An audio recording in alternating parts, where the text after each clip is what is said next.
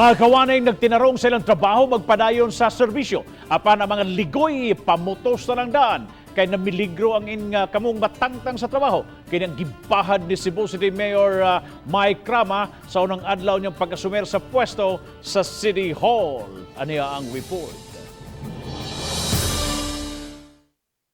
Mao kini ang gipadayag ni Mayor Mike Rama ngadto sa Makawani sa Cebu City Hall human sa flag raising ceremony. Mimando siya og usa ka buwan nga evaluation performance sa tanang mga empleyado sa Cebu City Government.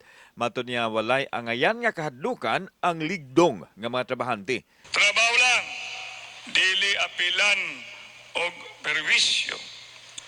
Og labaw sa tanan, dili apilan og negosyo ang pwesto. Samtang adunay good news nga ipahibaw ang mayor alang sa mga job orders sa syudad kay mahatagan sila og Christmas bonus. Wa hinuni ibutyag kung pila ang ihatag kanila.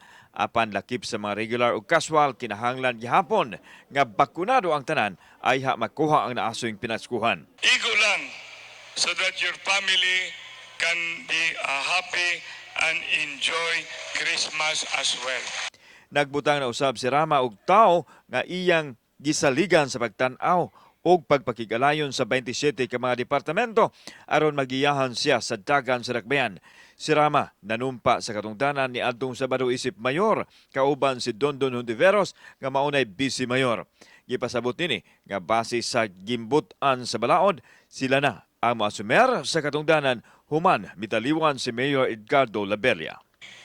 It is by operation of law. Kauban si Cleofer Lumayag, ako si Alan Domingo. Balitang Bisdak.